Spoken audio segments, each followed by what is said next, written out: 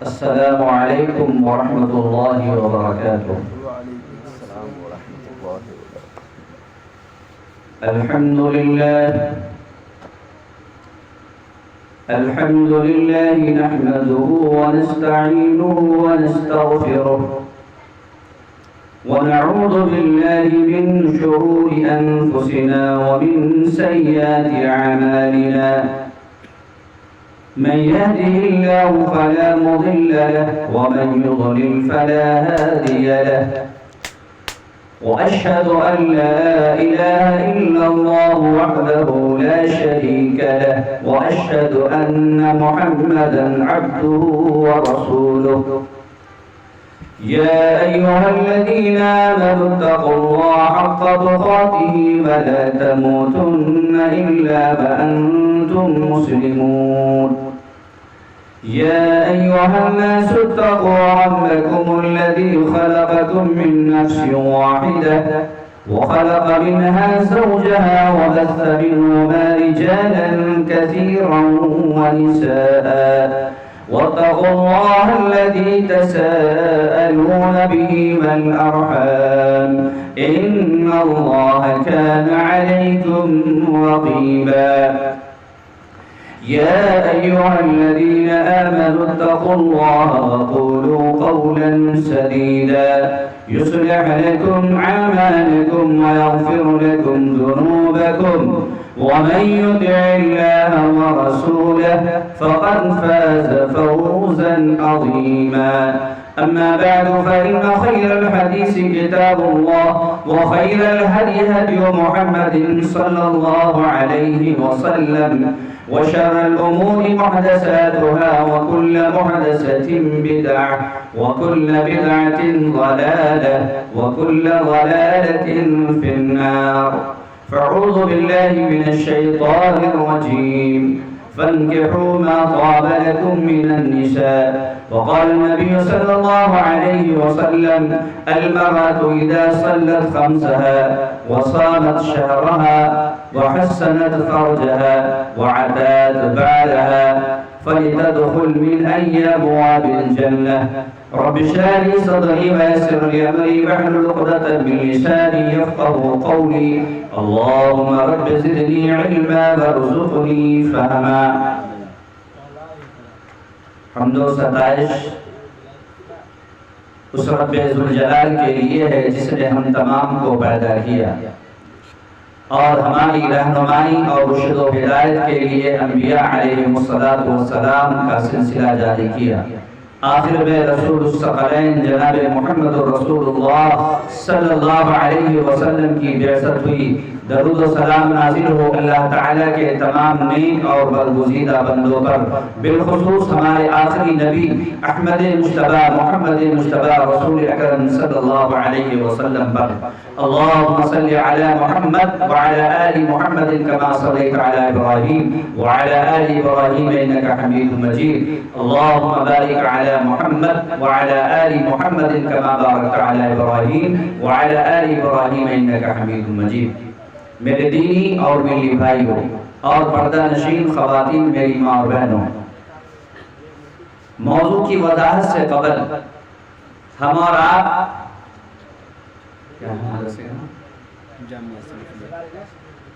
جامعہ سلفیہ کاشف العلوم میں جو ایک دینی اور اصلاحی اجلاس عام کا انعقاد کیا گیا، اس میں جو ہم اور آپ عشاء کے معاً فوراً بعد پروگرام شروع ہوا اور تقریباً 1:15 بج رہے ہیں، اس وقت سے یہاں پر آپ بیٹھے ہوئے ہیں، تو ہم اور آپ جو یہاں بیٹھے ہوئے ہیں، بیٹھنے والوں کی کیا فضیلت ہے؟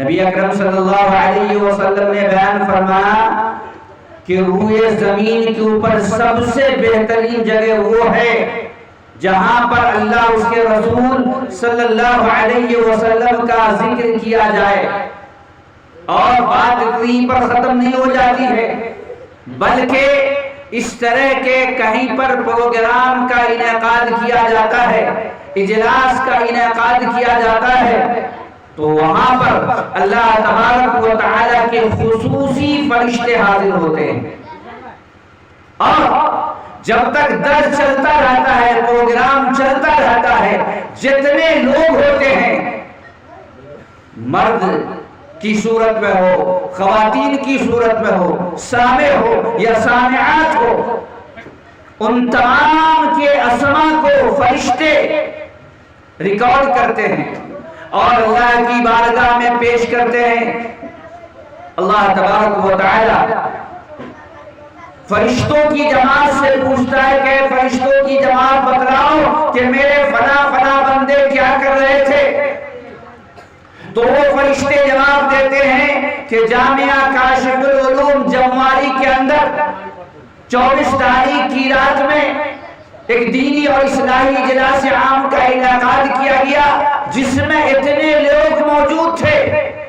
وہ اللہ جو علیم بذات الصدور ہے، جو سینے کے راز سے واقف ہے، وہ اللہ جو عرش کے اوپر مستوی ہے، وہ دیکھ رہا ہے، اس کی نظروں سے اوجھل کوئی چیز نہیں ہے، لیکن اس کے باوجود اللہ تبارک و تعالی فرشتوں کی جماعت کو بھیجتا ہے۔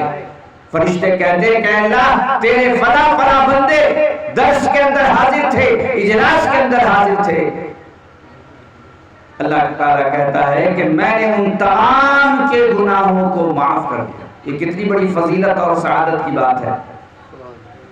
شاعر کہتا ہے کتنی ہی چھوٹی ہونے کی اسے ہلکی نہ جان، کتنی ہی چھوٹی ہونے کی اسے ہلکی نہ جان، رب کے بخشش کے لیے کوئی بہانہ چاہے۔ ممکن ہے کہ ہمارا یہ بیٹھنا اللہ تبارک و تعالیٰ کو پسند آ جائے اور ہم بیٹھنے کی وجہ سے ہماری بخشائش ہو جائے، اس لیے جہاں کہیں پر بھی ہمیں یہ پتا چلے کہ دینی پروگرام چل رہا ہے، وہاں پر ہمیں حاضر ہونا چاہیے۔ نبی اکرم صلی اللہ علیہ وسلم نے بیان فرمایا جنتیوں کی مناسبت سے، ایک حدیث کے اندر آپ نے بیان فرمایا ما عین رأت ولا اذن سمعت ولا خطر على قلب بشر، جنت ایسی جگہ ہے کہ دنیا میں چاہے جیسی بھی عمارت بنا دی جائے۔ آج کیا ہے کہ جمواری کے لوگ جب جاتے ہیں پٹنہ میں، تو پٹنہ سے جب عمارت کو دیکھ کر کے آتے تو کہتے کہ میں نے پٹنہ گیا، سبزی باغ میں دیکھا، اور پٹنہ کے فلاں فلاں علاقے میں نے دیکھا کہ ایسی عمارت ہے، ویسی عمارت ہے، ایسی عمارت ہے۔ پھر پٹنہ کے لوگ اگر بمبئی جاتے ہیں تو پھر وہ آ کر کے بیان کرتے ہیں، پھر بمبئی کے لوگ دنیا جاتے ہیں، دیکھ کر کے آتے ہیں، بیان کرتے ہیں کہ میں نے جو ہے فلاں جگہ دیکھا۔ نبی اکرم صلی اللہ علیہ وسلم نے بیان فرمایا کہ دنیا میں جیسی بھی عمارت بنا لی جائے، جنت جیسی عمارت دنیا میں بنائی ہی نہیں جا سکتی۔ ما عین رأت ولا اذن سمعت، اور نہ کسی کان نے سنا، ولا خطر علی قلب بشر، اور چاہے جتنا بڑا انجینئر ہو اس کے دل کے اندر، وہ جتنا بڑا انجینئر ہو، کبھی بھی جنت جیسا نقشہ دنیا کے اندر پیش کر ہی نہیں سکتا۔ ولا خطر علی قلب بشر، اور جنتیوں کی مناسبت سے اللہ تبارک و تعالیٰ قرآن کریم کے اندر بیان فرماتا ہے ما تشتہی الانفس وتلذ الاعین۔ اللہ اکبر۔ ایک حدیث کے اندر نبی اکرم صلی اللہ علیہ وسلم نے بیان فرمایا مومن کی مناسبت سے آپ سمجھتے ہیں کہ جنت ایسے ہی مل جائے گی؟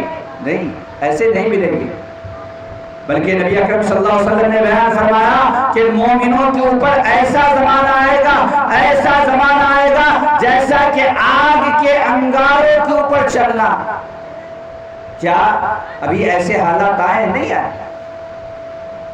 اور آگ کے انگارے کے اوپر چلے گا، بہت زیادہ پریشانی کے اندر اس کی زندگی گزری ہوگی، دنیاوی زندگی، اللہ تبارک و تعالیٰ تھوڑی دیر کے لیے جنت میں داخل کرے گا اور اللہ تعالیٰ اس بندے سے پوچھے گا کہ اے میرے بندے، تو نے میرے خاطر، میرے دین کے خاطر، میرے نبی کے خاطر، میرے قرآن کے خاطر بہت زیادہ پریشانیوں کا سامنا کیا۔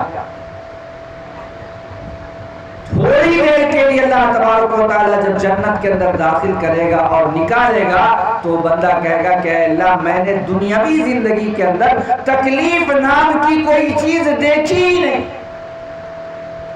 جنت ایسی جگہ، اس کے برخلاف ایک دنیا دار شخص جس نے اس دنیا کے اندر عیش و عشرت کی زندگی گزاری ہوگی، تکلیف نام کی کوئی چیز نہیں دیکھی ہوگی، اللہ تعالیٰ لمحہ بھر کے لیے اسے جہنم کے اندر داخل کرے گا اور کہے گا کہ بتلاؤ، ابھی نعمتوں کی مناسبت سے باتیں چل رہی تھی کہ اللہ تبارک و تعالیٰ ہر نعمت کی مناسبت سے سوال کرے گا، تو ایک دنیا دار شخص جس نے اس دنیا کے اندر ہر طرح کی نعمتوں سے مستفید ہوتا رہا ہوگا، لمحہ بھر کے لیے اسے جہنم کے اندر اللہ تعالیٰ داخل کرے گا اور کہے گا کہ میں نے تجھے دنیا کے اندر فلاں نعمت سے نوازا تھا، فلاں نعمت سے نوازا تھا۔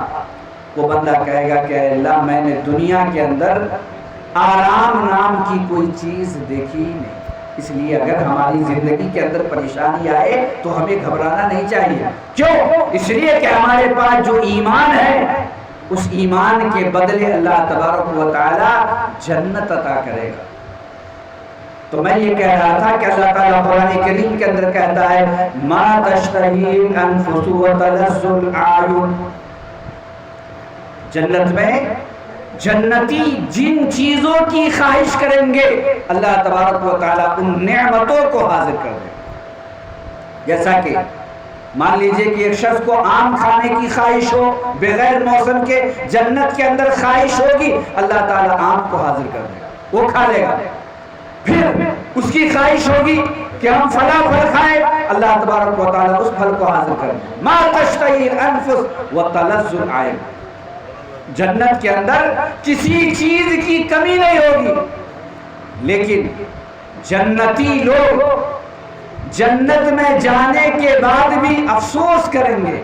وہ کون سی چیز ہوگی جس کے اوپر جنتی لوگ جنت میں جانے کے بعد بھی افسوس کریں گے؟ ہمارے سامعین میں بہت سارے لوگ بیٹھے ہوئے ہیں، کوئی جواب بتلائے۔ اللہ تعالیٰ قرآن کریم کے اندر کہتا ہے کہ جب جنتی لوگ جنت کے اندر چلے جائیں گے اسے کسی چیز کی کمی نہیں ہوگی، لیکن اس کے باوجود جنتی لوگ افسوس کریں گے۔ وہ کون سی چیز ہوگی؟ بتلائیے گا۔ اللہ اکبر۔ جنتی لوگ جنت میں افسوس کریں گے کہ کاش کہ میں مزید اللہ تعالیٰ کی بڑائی کو بیان کیا ہوتا، اللہ کا ذکر و اذکار کیا ہوتا، تو اللہ تعالیٰ مجھے جنت کے اندر مزید مقام و مرتبہ سے نوازتا۔ آج اگر کوئی شخص نمازی ہے تو وہ زیادہ سے زیادہ 2 گھنٹہ عبادت کرتا ہے، لیکن ہمارے یہاں نمازیوں کی تعداد بہت کم ہے۔ زیادہ تر جو نمازی ہے وہ جمعہ کے نمازی، اور اگر بہت زیادہ احسان کر دیا تو رمضان کے اندر نماز پڑھ لی، اور رمضان میں مسجدیں بھر جاتی ہیں، 10 رمضان تک، 15 رمضان تک، 20 رمضان تک، آخر تک چلیے کچھ نہ کچھ لوگ نظر آتے ہیں، لیکن اس کے بعد کیا ہوتا ہے؟ مسجدیں خالی ہو جاتی ہیں۔ وہی رفتار بے ڈھنگی جو پہلے تھی وہ اب بھی۔ تو آج کے نمازی، کھاٹ کے نمازی اور 360 کے نمازیوں کی تعداد زیادہ ہوتی ہے۔ بہت کم ایسے لوگ ہیں جو 5 وقت کی نماز پڑھتے ہیں، اور اگر 5 وقت کی نماز جو پڑھتے ہیں وہ زیادہ سے زیادہ 24 گھنٹے میں 2 گھنٹہ عبادت کرتا ہے۔ مان لیجیے ظہر میں 15 منٹ، عصر میں 15 منٹ، مغرب میں 15 منٹ، عشاء میں 15 منٹ، فجر میں 15 منٹ، 1.25 گھنٹہ ہوئے، اور بہت زیادہ ذکر و اذکار قرآن مجید کی تلاوت کرتے ہیں تو 45 منٹ اور لے لیجئے۔ یعنی ایک نمازی شخص جو رب العالمین کی بڑائی کرتا ہے وہ 24 گھنٹے میں 2 گھنٹہ 22 گھنٹہ کھانے میں پینے میں سونے میں، اور زیادہ تر ایسے لوگوں کی تعداد ہے جو تو مسجد جاتے ہی نہیں ہیں. آج یعنی جمعہ چلے جاتے، وہ بھی اگر جمعہ میں نہیں جائیں گے تو محلہ کے لوگ کیا کہیں گے کہ جمعہ کو بھی نماز پڑھنے نہیں آتا ہے. پھر رمضان میں نماز پڑھنے لگتے ہیں کہ اگر رمضان میں بھی نماز نہیں پڑھیں گے تو لوگ کیا کہیں گے. لاج شرم جو ہے کیا کرتے ہیں، جنازہ میں نماز پڑھنے چلے جاتے ہیں.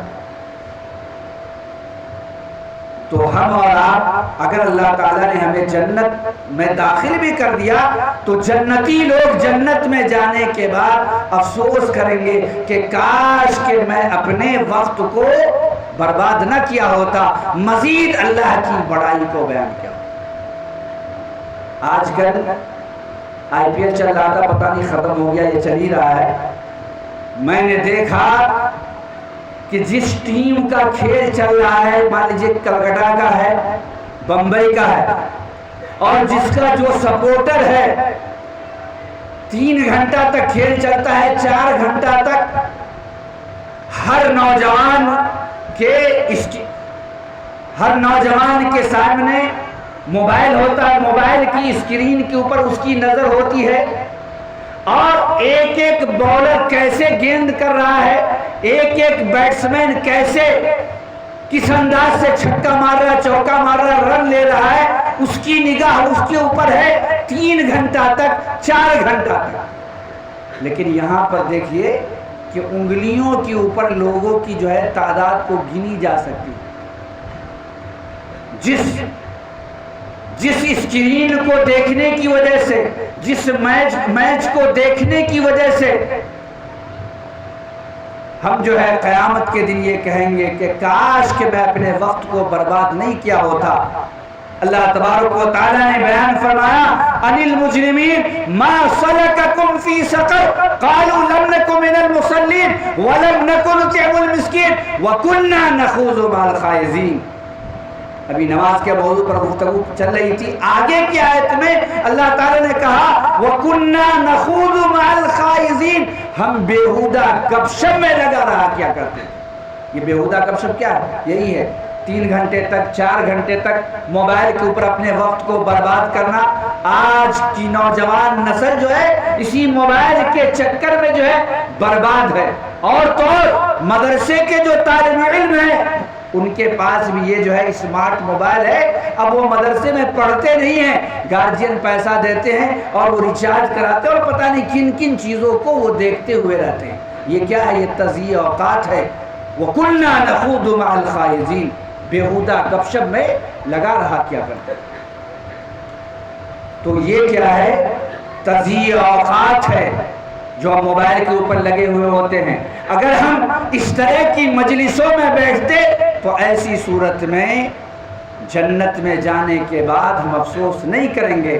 لیکن جنت میں جانے کے بعد بھی لوگ کن چیزوں کے اوپر افسوس کریں گے کہ جنہوں نے اپنے وقت کو برباد کیا ہوگا. لہٰذا ایک مومن اپنے وقت کو ضائع نہیں کرتا ہے، اپنے وقت کو برباد نہیں کرتا ہے، بلکہ یا تو قرآن کریم کی تلاوت میں لگاتا ہے یا نبی کریم صلی اللہ علیہ وسلم کی حدیث کی اشاعت میں لگاتا ہے. ایک مومن ذکر و اذکار میں اپنے وقت کو لگاتا ہے. تو یہ جو درس کا پروگرام چل رہا ہے اس میں ہم اور آپ بیٹھے ہیں. فرشتے اللہ کی بارگاہ میں ہمارے اسماء پیش کریں گے اور پیش کرنے کی وجہ سے ہماری بخشائش ہو جائے گی. لہٰذا جہاں کہیں پر بھی اس طرح کے پروگرام کا انعقاد ہو ہمیں وہاں پر حاضر ہونا چاہیے. آپ نے یہ بھی سنا کہ اس پروگرام کے انعقاد کرنے کا مقصد یہ ہے کہ کل شادی کی تقریب ہے، 1-2 دن کے بعد شادی کی تقریب ہے، اس لیے موقع کو مناسب سمجھتے ہوئے چونکہ اور لوگ دیگر چیزوں کے اندر مشغول ہو جاتے، لہٰذا کیا کیا گیا کہ اس وقت کو ایک خاص چیز کے لیے مقرر کر دیا گیا تاکہ لوگ ادھر ادھر نہ بیٹھے اور جو ہے ذکر و اذکار میں مشغول ہیں. اللہ اس کے رسول صلی اللہ علیہ وسلم کے پیغام کو سنایا جائے اور جو ہے سنے بھی. اصل کیا ہے؟ شادی بیاہ کے اندر رسم و رواج. نبی اکرم صلی اللہ علیہ وسلم کے زمانے میں نکاح کتنا آسان تھا. نبی اکرم صلی اللہ علیہ وسلم بیٹھے ہوئے ہیں صحابہ کرام کے ساتھ. ایک عورت آتی ہے اور کہتی ہے انی قد وہبت لک نفسی، اے اللہ کے نبی صلی اللہ علیہ وسلم میں اپنے آپ کو آپ کے لیے ہبہ کر رہی ہوں.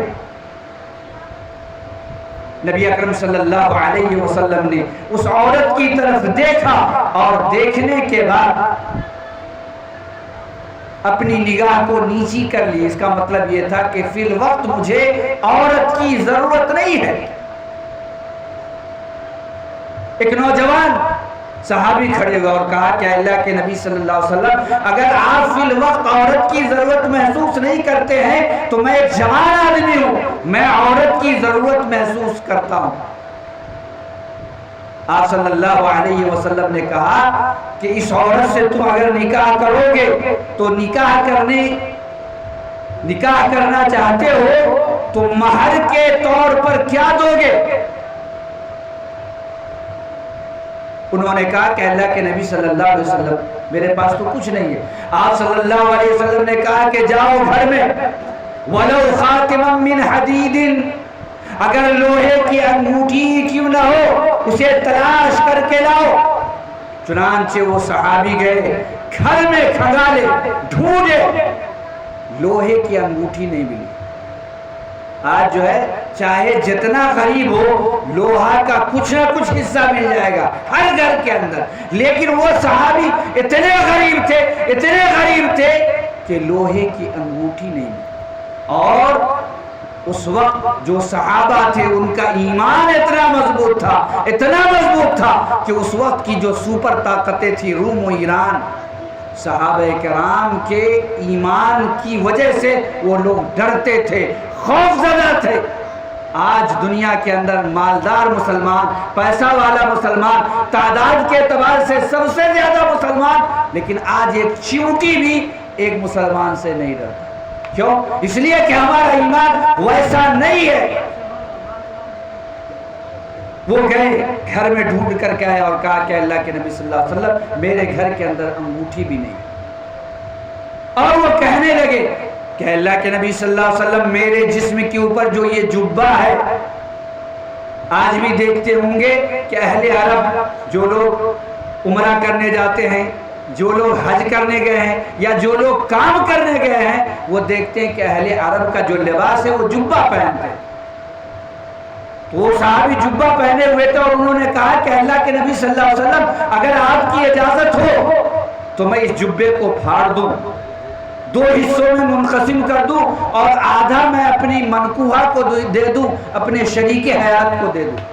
نبی اکرم صلی اللہ علیہ وسلم نے کہا کہ اگر تم اس کو پھاڑ دو گے تو نہ یہ تمہارے کام کا رہے گا اور نہ یہ تمہاری بیوی کے کام کا رہے گا. چنانچہ وہ صحابی مایوس ہو کر کے کونے میں جا کر کے بیٹھ. کچھ دیر کے بعد آپ صلی اللہ علیہ وسلم نے کہا کہ کہاں ہے میرا وہ ساتھی جو نکاح کی مناسبت سے باتیں کر رہا تھا؟ وہ آئے اور کہا کہ کیا قرآن کی فلاں فلاں سورہ یاد ہے؟ وہ صحابی گنانے لگے، کہاں اللہ کے نبی صلی اللہ علیہ وسلم مجھے یہ سورہ یاد ہے، مجھے یہ سورہ یاد ہے، مجھے یہ سورہ یاد ہے، مجھے یہ سورہ یاد ہے. آج بہت سارے نوجوان ایسے ہوتے ہیں کہ جنہیں قل هو اللہ احد، انا اعطیناک الکوثر، چھوٹی چھوٹی صورتیں یاد نہیں ہوتی، لیکن وہ صحابی رسول تھے، قرآن کے بہت صورتوں کو یاد کر کے رکھے ہوئے تھے. وہ گنانے لگے کہ اللہ کے نبی صلی اللہ علیہ وسلم مجھے یہ صورتیں یاد. آپ صلی اللہ علیہ وسلم نے کہا کہ میں نکاح پڑھا دے رہا ہوں. دیکھیے کتنا بابرکت نکاح ہوگا وہ جس کے قاضی جناب محمد الرسول اللہ صلی اللہ علیہ وسلم ہوں گے، اور ایک ہی مجلس کے اندر منصوب طے ہوا، رشتہ طے ہوا. آج ہمارے ہاں جمواڑی ہو، رگے پورا ہو، مدوا پٹی ہو، کٹیا ہو، سہاس ہو، اڑوا ہو، چھوٹا اڑوا ہو، بڑا اڑوا ہو، جبکہ مدوا پٹی رگے پورا کے متعلق یہ مشہور ہے کہ یہاں کی مرغی بھی مولوی یعنی پڑھے لکھے یہاں بہت زیادہ ہے، لیکن رسم و رواج کی کوئی کمی نہیں ہے۔ کب سے؟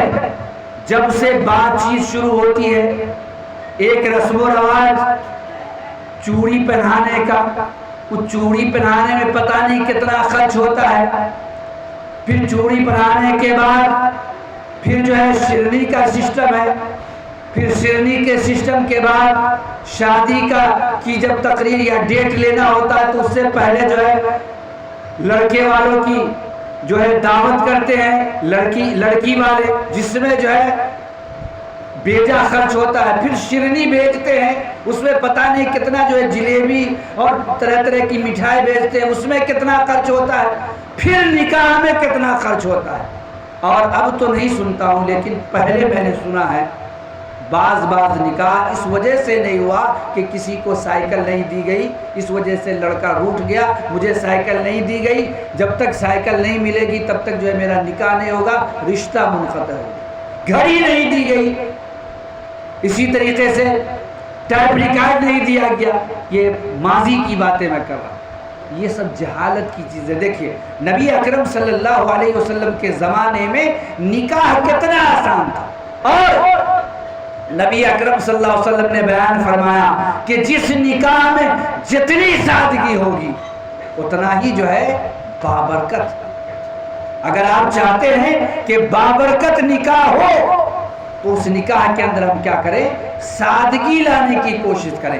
اور یہ جو رسم و رواج ہے، ان تمام رسم و رواج کو ختم کرنے کی ضرورت ہے۔ اگر واقعی میں آپ یہ کہتے ہیں کہ ہم قرآن کے مطابق چلنے والے ہیں، جناب محمد الرسول اللہ صلی اللہ علیہ وسلم کے طریقے کے مطابق چلنے والے، یہ سب بیجا رسوم و خرافات ہے، ان تمام خرافات کو ختم کرنے کی ضرورت ہے۔ آپ نے سنا کہ نبی اکرم صلی اللہ علیہ وسلم کے زمانے میں ایک ہی مجلس میں منصوب طے ہوا اور نکاح بھی ہو گیا،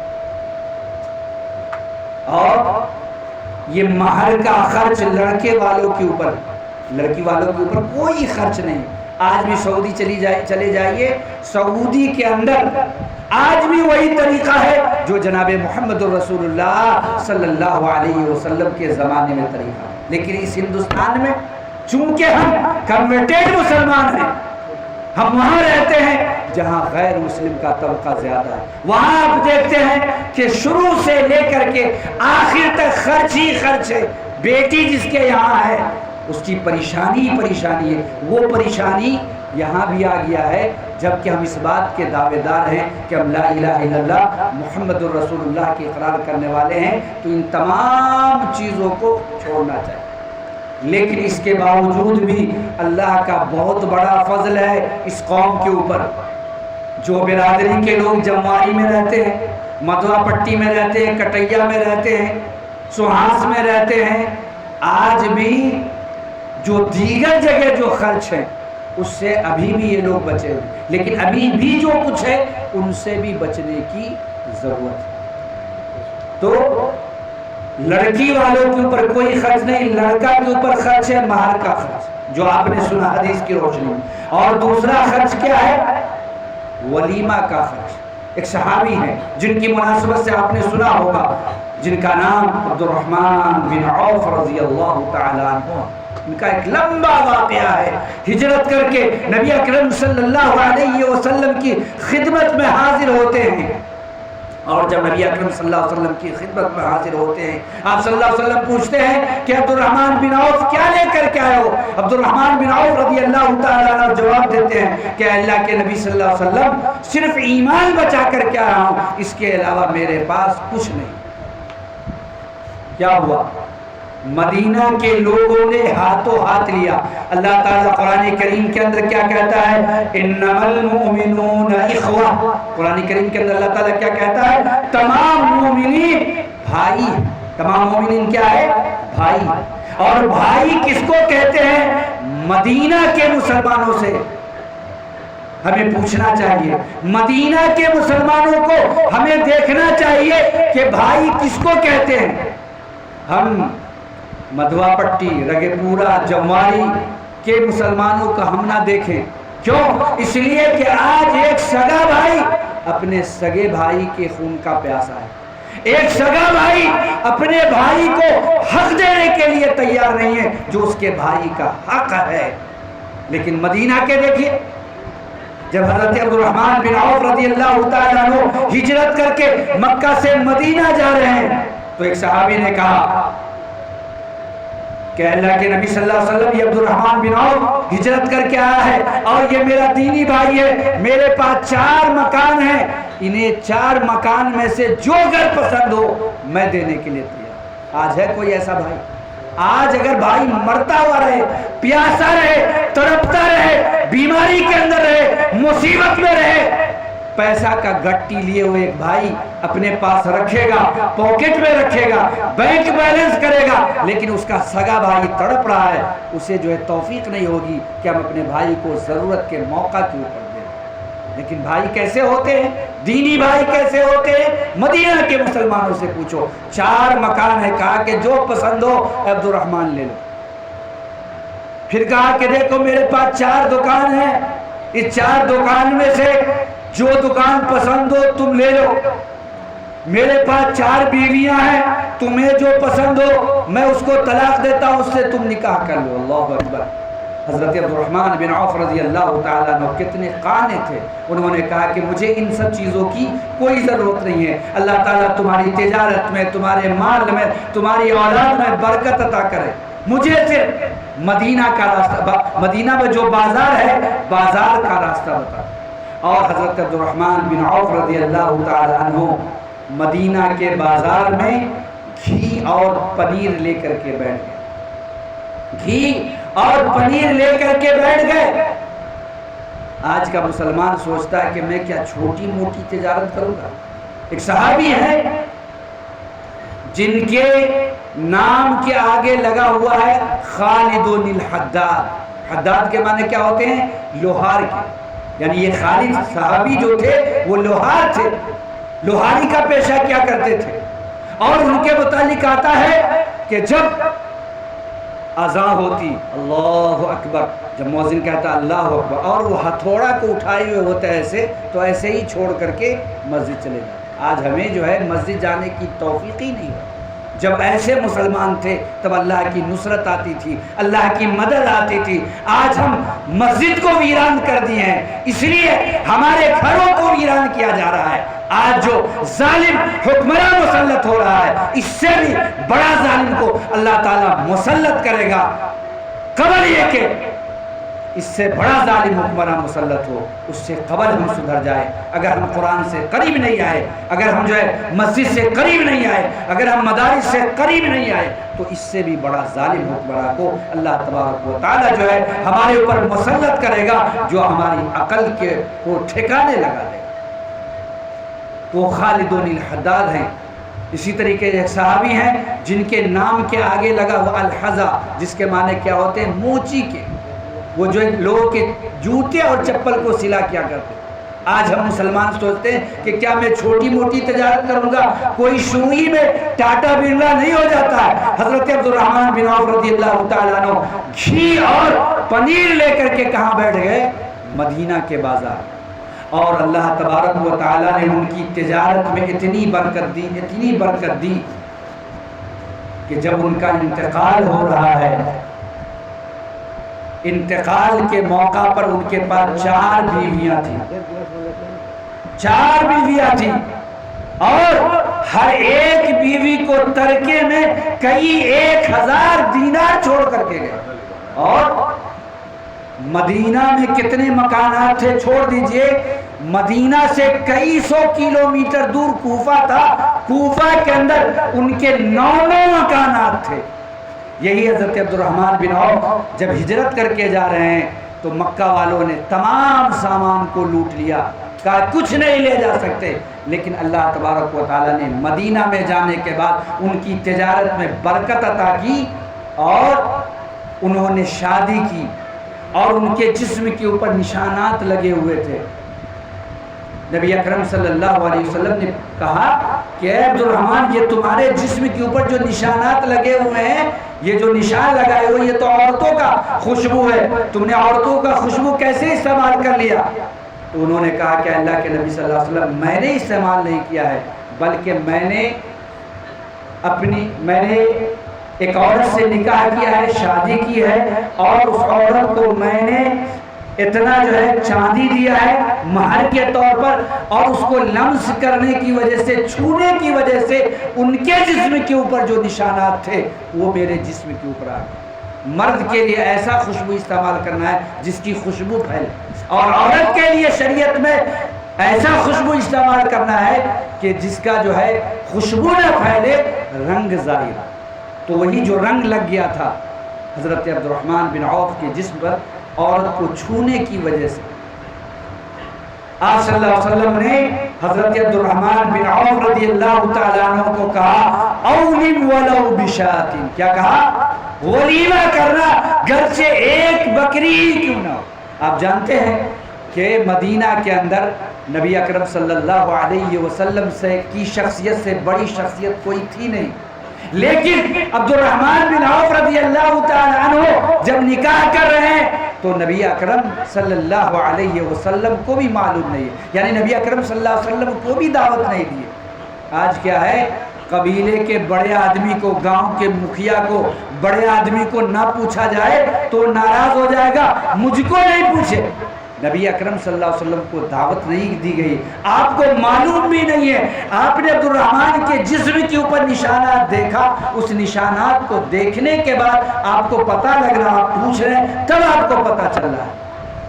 تو آپ نے ایسے موقع پر تعلیم دی اولم ولو بشات، ولیمہ کرنا گرچہ ایک بکری ہی کیوں نہ ہو۔ پہلا خرچ کیا تھا؟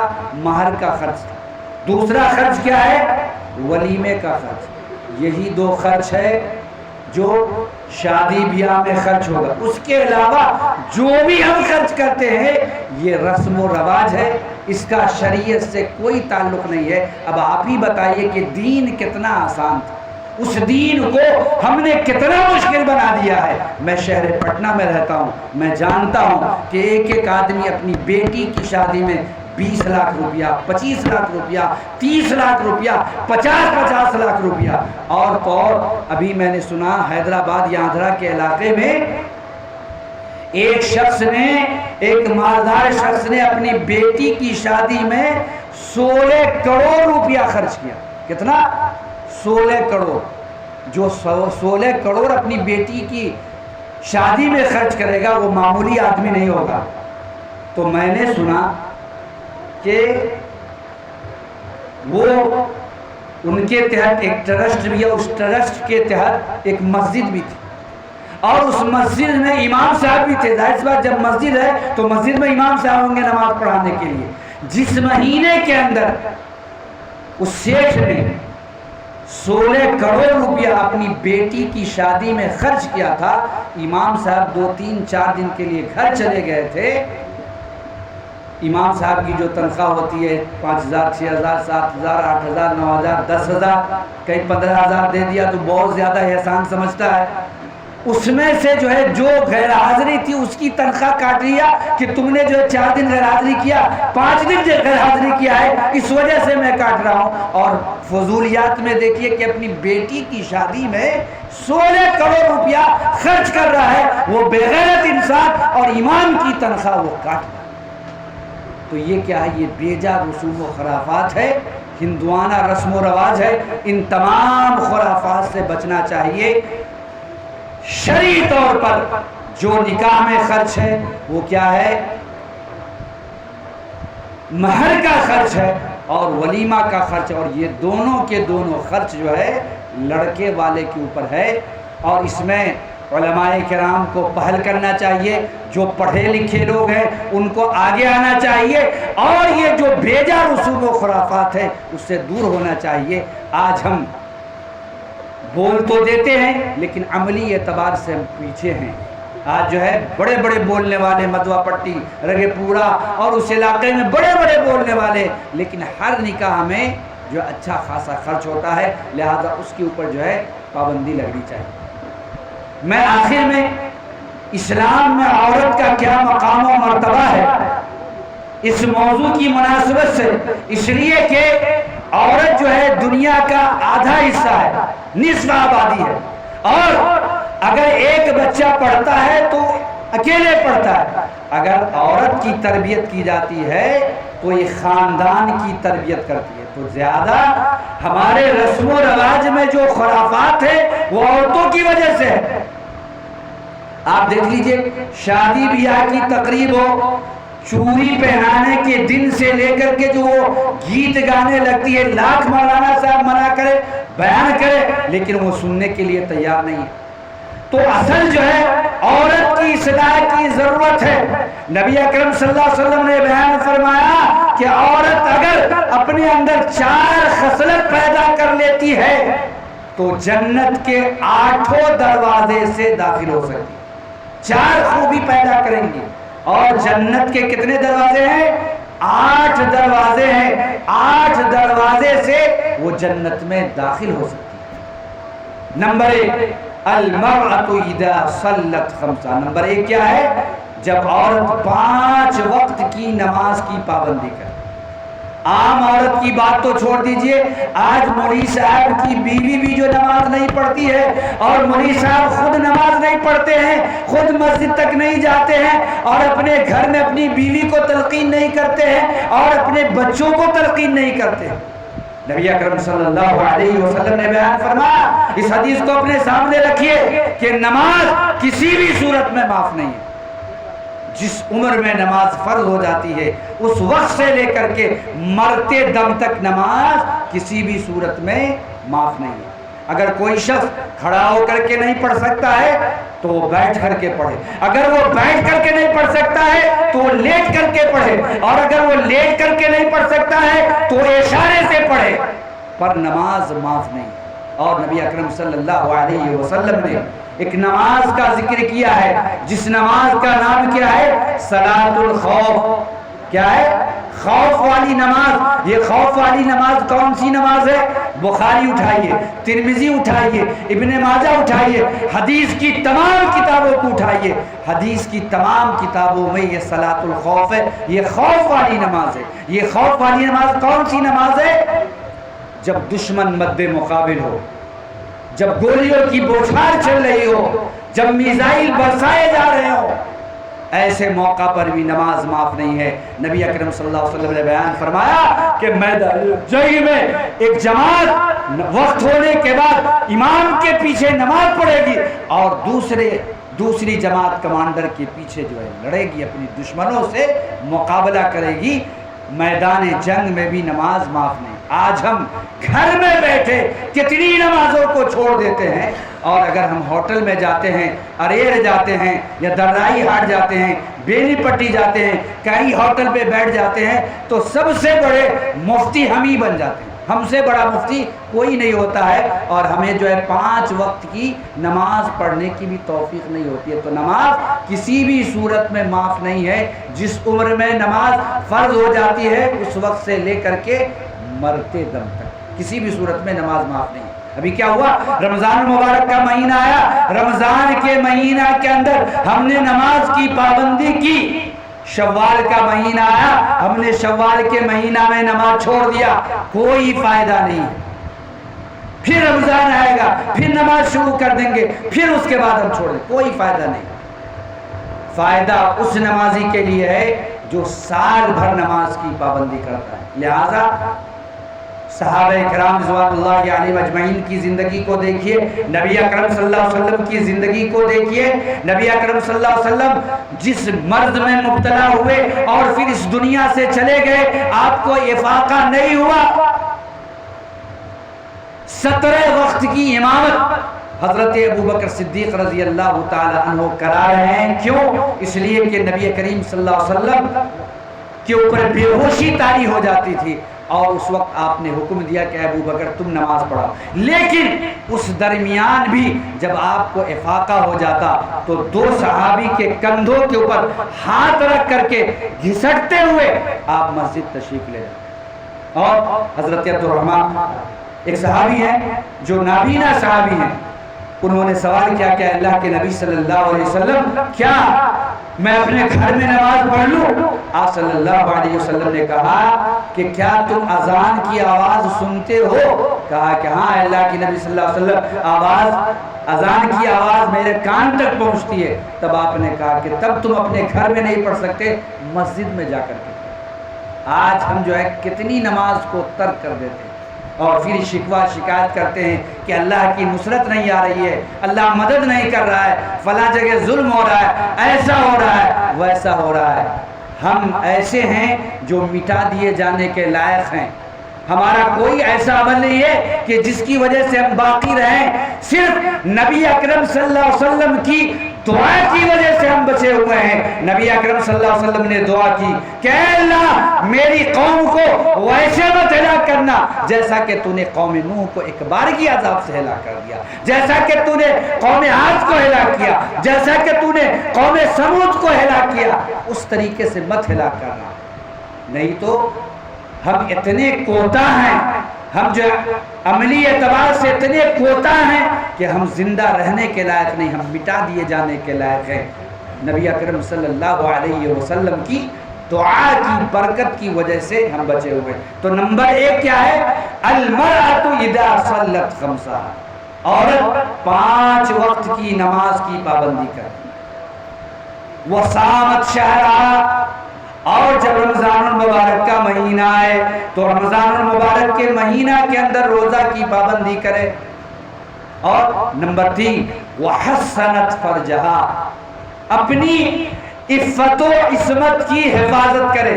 یہ 3 چیزیں ہو گئی، اور ان 3 چیزوں میں زیادہ تر عورتیں پاس ہو جاتی ہیں۔ ابھی شوال کا مہینہ ہے، میں نے دیکھا ہے دیہاتوں کے اندر، خود اپنے ہاں میں نے دیکھا دادی کو، نانی کو، ماں کو، کہ شوال رمضان میں تو روزہ رکھتی ہیں، شوال کے جو 6 روزے ہیں وہ 6 روزہ کو بھی عورتیں نہیں چھوڑتی۔ عورتیں، مرد حضرات یہ سمجھتے ہیں کہ شوال کے جو 6 روزے ہیں یہ صرف عورتوں ہی کے لیے ہے، ایسا نہیں ہے، مرد حضرات کو بھی رکھنا چاہیے۔ اور نبی اکرم صلی اللہ علیہ وسلم نے کیا بیان فرمایا؟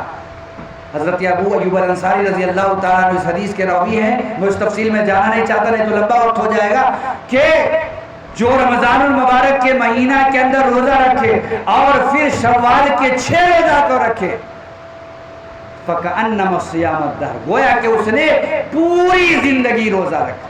یعنی مطلب یہ ہے کہ ہر سال وہ رمضان میں روزہ رکھتا ہے یا رکھتی ہے، پھر شوال کے 6 روزہ کو رکھتا ہے یا رکھتی ہے، اسی طریقے ہر سال اس کا معمول ہے، تو فَكَأَنَّمَا صَامَ الدَّهْرِ، گویا کہ اس نے پوری زندگی روزہ رکھا۔ تو شوال کے جو 6 روزے ہیں اس شوال کے 6 روزوں کو بھی عورتیں نہیں چھوڑتی ہیں۔ تو اس 3 چیز میں عورتیں تو پاس ہو جاتی ہیں، جس چیز میں پھیل ہوتی ہیں زیادہ تر عورتیں، اور یہ میں نہیں کہہ رہا ہوں بلکہ جناب محمد رسول اللہ صلی اللہ علیہ وسلم نے بیان فرمایا، وہ نمبر 4 ہے، وہ کیا ہے؟ وہ اطاعت بالہا، کیا ہے؟ اطاعت بالہا، شوہر کی اطاعت کرنے میں وہ پھیل ہو جاتی ہے۔ آج کیا ہے؟ شادی ہو کر کے آئی، نئے نویلی ہے، کچھ دن تک بنا اور اس کے 9ویں 10ویں دن سے گالی گلوچ اور پتہ نہیں کیا کیا جو ہے شروع ہو جاتا ہے۔ یہ کیا ہے؟ عورتوں کے اندر تعلیم کی کمی ہے، اور اب تو ماشاءاللہ مدوا پٹی رگے پورا سہاس وغیرہ میں یہ جو ہے عورتیں یعنی بچیاں بھی بہت زیادہ تعلیم حاصل کر رہی ہیں، زیادہ تر بچیاں جو ہے عالمہ ہیں، یہ اللہ کا بہت بڑا فضل ہے، لیکن اس کے باوجود جس طریقے سے سدھار ہونا چاہیے اس طرح سدھار نہیں۔ ابھی جو ہے پرسوں ہمارے محلے میں آپ نے سنا ہوگا کہ جو آندھرا پردیش میں ہمارا پڑوسی خالد رہتا تھا، اس کا برین ہیمریج ہو گیا اور جو ہے اس کی لاش جو ہے لائی گئی۔ لاش لانے کے بعد شریعت کا یہ مسئلہ ہے کہ مرد کی لاش کو عورت نہ دیکھے، اجازت نہیں ہے، لیکن لاکھ مولوی ہونے کے بعد، ہزاروں مولوی ہونے کے بعد، پڑھے لکھے ہونے کے باوجود بھی عورتوں کی ہجوم کو میں نے ویڈیو ریکارڈنگ کیا، میرے اوپر موجود ہے، اور میرا جو اپنا چینل ہے میں نے اس کے اوپر ڈال دیا ہے۔ میں تو اس میں ڈالا ہے کہ فلاں کی میت آئی ہے جس کی وجہ سے جو ہے بے بھیڑ دکھلایا ہوں، لیکن میرا مقصد یہ نہیں تھا، میں جو ہے ان عورتوں کی جو اپنے آپ کو کہتی ہیں کہ میں اہل حدیث ہوں، کتاب و سنت کے ماننے والی ہوں، فتویٰ دیتی ہوئی پھرتی ہے جو ہے وہ برہنگی کے ساتھ، اور جو بھیڑ لگائی ہوئی ہے اصل اس مقصد کے تحت میں نے اس کا ویڈیو جو ہے بنایا ہے۔ مرد اگر 50 ہے تو عورتیں جو ہے 500، اور وہ بھی کوئی پردے کے ساتھ نہیں ہے، پردے کے ساتھ بھی نکلنے کی اجازت نہیں ہے۔ تو یہ صورتحال ہے عورتوں کی۔ عورتوں کے اندر تعلیم کی کمی ہے، جبکہ بہت زیادہ بچیاں پڑھ رہی ہیں، لیکن اس کے باوجود بھی کمی ہے، سدھار لانے کی ضرورت ہے، مزید کام کرنے کی ضرورت ہے۔ وہ اطاعت بالہا، نبی اکرم صلی اللہ علیہ وسلم نے کیا بیان فرمایا کہ زیادہ تر عورتیں شوہر کی اطاعت کرنے میں فیل ہو جاتی ہیں، اور اس کی وجہ سے وہ کثرت سے جہنم میں جائیں۔ نبی اکرم صلی اللہ علیہ وسلم کہاں گئے؟ معراج کی شب جنت سیر کر کے آئے، جہنم سیر کر کے آئے، اور جب آپ صلی اللہ علیہ وسلم جنت کا سیر کیے، جہنم کا سیر کیے، تو جہنم میں کثرت سے عورتوں کو دیکھا۔ آپ صلی اللہ علیہ وسلم عید کا خطبہ دیا، اور خطبہ دینے کے بعد آپ نے بیان فرمایا کہ میں نے کثرت سے جہنم کے اندر عورتوں کو دیکھا ہے۔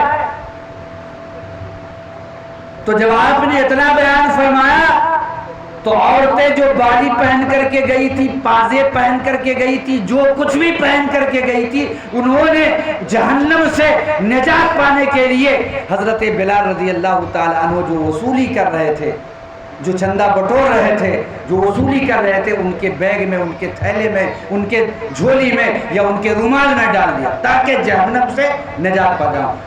پھر ان عورتوں نے پوچھا کہ اللہ کے نبی صلی اللہ علیہ وسلم، عورتیں کثرت سے جہنم میں جائیں گی کس وجہ سے؟ تب آپ نے بتلایا تکفرن العشیر، شوہر کی اطاعت نہ کرنے کی وجہ سے، یعنی کثرت سے عورتیں شوہر کی اطاعت نہیں کرتی ہے، شوہر کی نافرمانی کرتی ہے۔ اور میں جس محلے میں رہتا ہوں، جس گاؤں میں رہتا ہوں، مدوا پٹی میں، رگے پورا میں، سہاس میں اچھی طریقے سے جانتا ہوں، اور ہر محلے میں جو ہے کوئی نہ کوئی شوہر بیوی کا جو ہے مدوری کوٹ میں جو ہے لگا ہی ہوا ہے، شروع سے میں جانتا ہوں۔ یہ کیوں؟ اس لیے کہ عورتیں نہیں جانتی ہے کہ شوہر کا مقام و مرتبہ کیا ہے۔ آئیے میں ایک واقعہ بیان کر دے رہا ہوں جس سے ہماری ماں اور بہنیں سمجھیں کہ شوہر کا کتنا بڑا مقام ہے۔ نبی اکرم صلی اللہ علیہ وسلم نے بیان فرمایا، اس حدیث کو میری ماں اور بہنیں اپنے ذہن کے گانٹھ کے اوپر باندھ لیں، اور مرد حضرات بھی جو باپ کی حیثیت سے ہے، بھائی کی حیثیت سے ہے، فوراً اپنے بہن کی دفاع میں آ جاتے ہیں اور فوراً اپنی بیٹی کی دفاع میں آ جاتے ہیں، وہ بھی اس حدیث کو سن لیں اور اپنے ذہن کے گرہ کے اندر لکھ لیں۔ بہت سارے گھر جو ہے کیا ہوں گے؟ برباد ہونے سے بچ جائیں گے۔ نبی اکرم صلی اللہ علیہ وسلم نے بیان فرمایا کہ اگر شوہر کو پھوڑا آ جائے، زخم آ جائے، اور اس زخم کو عورت، اس زخم میں جو پیپ آتا ہے، اس پیپ کو عورت اپنے منہ سے اگر چوس بھی جائے، پھر بھی وہ شوہر کا حق نہیں ادا کر سکتا۔ کتنا بڑا مقام۔ اور سنیے، یہ کون ہے؟ حضرت فاطمہ رضی اللہ تعالی عنہ ہے۔ کون ہے؟ حضرت فاطمہ رضی اللہ تعالی عنہ ہے۔ ایک مرتبہ روٹ کر کے آ گئی، کہاں؟ باپ کے دہلیز پر۔ حضرت فاطمہ کے والد کون ہیں؟ نبی اکرم صلی اللہ علیہ وسلم۔ کون ہے؟ امام الانبیاء ہے، تمام نبیوں کے سردار۔ یہ وہ نبی ہے جن کے لیے جنت کا دروازہ کھولا جائے۔ یہ فاطمہ کی شخصیت اتنی بڑی شخصیت ہے کہ آج کی عورتیں لاکھ تہجد پڑھ لیں، لاکھ قرآن پڑھ لیں، لاکھ روزہ کر لیں، حضرت فاطمہ رضی اللہ تعالی عنہ کے پاؤں کے دھول کے برابر بھی نہیں ہو سکتی ہے۔ لیکن حضرت فاطمہ رضی اللہ تعالی عنہ روٹ کر کے آ گئی، کہاں؟ باپ کے دہلیز پر آ گئی، میں کے آ گئی، باپ کے ہاں آ گئی۔ نبی اکرم صلی اللہ علیہ وسلم زیرک تھے، عقل مند تھے، دور اندیش تھے۔ آپ صلی اللہ علیہ وسلم نے دیکھا کہ 1 گھنٹہ ہو گیا، 2 گھنٹہ ہو گیا، 3 گھنٹہ ہو گیا، فاطمہ اٹھنے کے لیے تیار نہیں ہے۔ آپ صلی اللہ علیہ وسلم سمجھ گئے کہ لگ رہا ہے ان کو شوہر سے کوئی بات ہے۔ آپ نے پوچھا کہ اے فاطمہ، علی سے کوئی بات ہو گئی ہے کیا؟ کہا کہ ہاں۔ اللہ اکبر، باپ ہو تو کیسا ہو؟ جناب محمد الرسول اللہ صلی اللہ علیہ وسلم۔ کاش کہ ہم نبی اکرم صلی اللہ علیہ وسلم کی سیرت کو اپنا لیتے تو ہمارے بہت سارے گھر جو ہے برباد ہونے سے بچا. ہماری وہ بہنیں جو غیر شادی شدہ ہیں حضرت فاطمہ کی سیرت کو اپنے سامنے رکھیں, جو ماں کی حیثیت سے ہیں وہ بھی اس حدیث کو اپنے سامنے رکھیں. نبی اکرم صلی اللہ علیہ وسلم نے کہا کہ اے فاطمہ تم اپنے شوہر سے روٹ کر کے آ گئی ہو, علی سے روٹ کر کے آ گئی ہو. جب تک میری دہلیز کے اوپر رہو گے, جب تک ہمارے یہاں رہو گے, تب تک اللہ تعالیٰ عرش کے اوپر تم سے ناراض رہے گا اور فرشتے جو ہے لعنت بھیجتے رہیں گے. اللہ عرش کے اوپر ناراض رہے گا اور فرشتے لعنت بھیجتے رہیں گے. اور سنو, بحیثیت رسول جناب محمد رسول اللہ, محمد رسول اللہ صلی اللہ علیہ وسلم تو تمہارا باپ بھی ہے لیکن تمہارا رسول بھی ہے. بحیثیت رسول محمد صلی اللہ علیہ وسلم تم سے ناراض بھی رہے گا, یعنی اللہ بھی ناراض ہے, فرشتے لعنت بھیجتے رہیں گے اور بحیثیت رسول محمد صلی اللہ علیہ وسلم بھی تم سے, محمد صلی اللہ علیہ وسلم بھی تم سے ناراض. اور نبی اکرم صلی اللہ علیہ وسلم نے بیان فرمایا کہ جس عورت کا شوہر ناراض ہو جائے اور اگر اس بستر کے اوپر نہیں سوتی ہے تب تک اللہ کے فرشتے اس کے اوپر لعنت بھیجتے رہتے ہیں. اللہ اکبر, کتنی بڑی بات ہے. کاش کہ ہماری ماں اور بہنیں ان حدیثوں کو اپنے سامنے رکھتی. حضرت فاطمہ رضی اللہ تعالی عنہ نے جب اتنی بات کو سنا, جبکہ آپ جانتے ہیں کہ حضرت فاطمہ رضی اللہ تعالی عنہ وہ عورت ہیں جو جنتی عورت کی سرداری ہوں گی. آج کی کوئی عورت یہ دعویٰ نہیں کر سکتی ہے کہ میں جنت میں جاؤں گی. صرف نبی اکرم صلی اللہ علیہ وسلم فیصلہ سنا سکتے تھے کہ فلاں شخص جنتی ہے. آج اگر کوئی جتنا بڑا عابد ہو, زاہد ہو, متقی ہو, پرہیزگار ہو, دیندار ہو, کوئی دعویٰ نہیں کر سکتا کہ میں جنتی. لیکن حضرت فاطمہ کے لیے نبی اکرم صلی اللہ علیہ وسلم نے سرٹیفکیٹ دیا کہ یہ فاطمہ صرف جنتی ہی نہیں بلکہ جنتی عورت کی سرداری ہوگی. فاطمہ کے جو والد ہیں حضرت محمد صلی اللہ علیہ وسلم, ان کے لیے جنت کا دروازہ کھولا جائے گا. یعنی حضرت فاطمہ خود جنتی ہیں, حضرت فاطمہ کے جو والد ہیں ان کے لیے جنت کا دروازہ کھولا جائے گا. اور حضرت فاطمہ کے جو شوہر ہیں حضرت علی رضی اللہ تعالیٰ عنہ, نبی اکرم صلی اللہ علیہ وسلم نے بیان فرمایا ایک مجلس کے اندر فلاں جنتی ہے, فلاں جنتی ہے, فلاں جنتی ہے, فلاں جنتی ہے. تو ان میں سے حضرت علی چوتھے خلیفہ ہیں. آپ نے بیان فرمایا کہ علی بھی جنتی ہے, حضرت ابو بکر بھی جنتی ہے, عمر بھی جنتی ہے, عثمان بھی جنتی ہے اور علی بھی جنتی ہے, اور ان کے علاوہ 6 اور جنتی. تو حضرت علی رضی اللہ تعالی عنہ بھی جنتی. اور حضرت فاطمہ کے جو لال ہیں, لخت جگر ہیں, نور نظر ہیں, حضرت حسن رضی اللہ تعالیٰ عنہ اور حضرت حسین رضی اللہ تعالیٰ عنہ, یہ دونوں کے دونوں جنتی نوجوانوں کے سردار ہیں. یعنی فاطمہ کا اتنا بڑا مقام کہ فاطمہ رضی اللہ تعالیٰ عنہ خود جنتی, باپ جنتی, شوہر جنتی اور بیٹا بھی جنتی. جب انہوں نے سنا کہ اللہ ناراض رہے گا, فرشتے لعنت بھیجتے رہیں گے, بحیثیت رسول محمد صلی اللہ علیہ وسلم ناراض رہیں گے, اتنا سننا تھا کہ حضرت فاطمہ رضی اللہ تعالی عنہ جاتی ہیں اور اپنے شوہر حضرت علی رضی اللہ تعالی عنہ سے جو بات ہوئی رہتی ہے اس کو کہتی ہے کہ رفع دفع کرو, ختم کرو, اس لیے کہ میں نے اپنے باپ سے ایسی بات سن کر کے آئی ہے کہ میرے رونگٹے کھڑے ہو گئے ہیں. اے علی, جو کچھ بھی ہو گیا میں تم سے جو ہے میں آپ سے معافی مانگتی ہوں. اللہ, آج کیا ہے, کوئی بات ہو گیا, چھوٹی بڑی بات ہو گئی, باپ تحقیق نہیں کرے گا فوراً لاٹھی لے کر کے تیار ہو جاتا ہے. بھائی بھی تحقیق نہیں کرے گا, ارے تم نے میری بہن کو ایسی بات کہہ دی. اگر کوئی باپ ایسا کہتا ہے اور کوئی بھائی ایسا کہتا ہے تو وہ عورت سمجھ لے کہ یہ میرا باپ صحیح باپ نہیں ہے, میرا بھائی صحیح بھائی نہیں ہے, یہ میرے گھر کو اجاڑ رہا. اس لیے جس دن سے آپ جا رہی ہے اپنے شوہر کے گھر, اس دن سے آپ کے لیے سب سے زیادہ مقام و مرتبہ جن کے لیے ہے وہ کن کے لیے؟ شوہر کے لیے۔ جب تک آپ اپنے ماں باپ کے ہاں تھے، جب تک آپ کی شادی نہیں ہوئی تھی، تب تک آپ کے لیے ماں باپ تھے، لیکن جس دن سے شوہر ہو گیا، شوہر والی آپ ہو گئی، اس دن سے کون ہے؟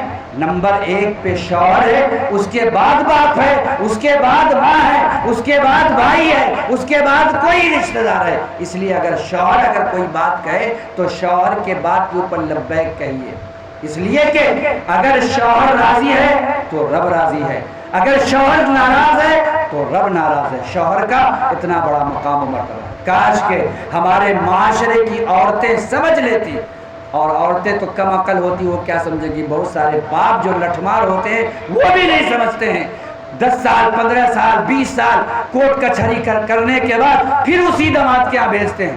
ہمارے یہاں کئی ایک مسئلہ ہوا، شروع میں نے سمجھایا لیکن سمجھنے کے لیے تیار نہیں۔ کوئی گھر ایسا نہیں ہے جہاں کھٹ پٹ نہیں ہوتا ہے، کوئی گھر ایسا نہیں ہے کہ جہاں تکلیف نہیں ہوتی ہے۔ خود حضرت فاطمہ رضی اللہ تعالیٰ عنہ جو جنتی عورت کی سرداری ہوں گی، ان کے وہ جو جب کام کیا کرتی تھی تو ان کے ہاتھ کے اوپر گٹھے پڑ گئے، اور جب انہیں پتا چلا کہ میرے باپ کے ہاتھ چند غلام ہے تو آپ گئی لینے کے لیے۔ اللہ اکبر، باپ ہو تو کیسا ہو؟ کہا کہ ایسا نہ ہو کہ میری بیٹی جو ہے مزید جو ہے غلام میں دے دوں تو جو ہے سکمار ہو جائے، کہیں کام نہ کرنے لگے۔ آپ نے کہا کہ اے فاطمہ، کیا اس سے بہتر چیز میں نہ دے دوں؟ گئی تھی غلام لینے کے لیے۔ آپ صلی اللہ علیہ وسلم نے کہا کہ اے فاطمہ، اگر تم سبحان اللہ الحمدللہ اللہ اکبر سبحان اللہ 33 مرتبہ، الحمدللہ 33 مرتبہ اور 34 مرتبہ اللہ اکبر پڑھ کر کے سو جاؤ گی تو کیا ہوگا؟ یہ تمہارے جسم کے اوپر جو تھکان ہے وہ تھکان تمام جاتا رہے۔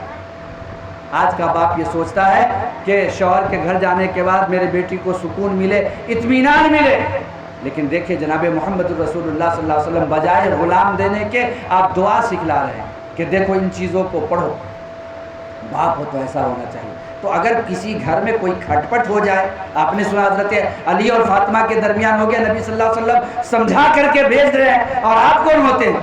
نبی اکرم صلی اللہ علیہ وسلم سے زیادہ مقام و مرتبہ آپ کا ہے کیا؟ تو پھر اپنی موچ کی لڑائی کیوں لڑتے ہیں؟ آپ نے جس دن سے شادی کیا آپ کا وہ داماد ہے، آپ کا وہ بیٹا ہے۔ داماد کو بھی چاہیے کہ وہ بیٹا کی طرح جو ہے بن کر کے رہے، بیٹا کی طرح بن کر کے رہے۔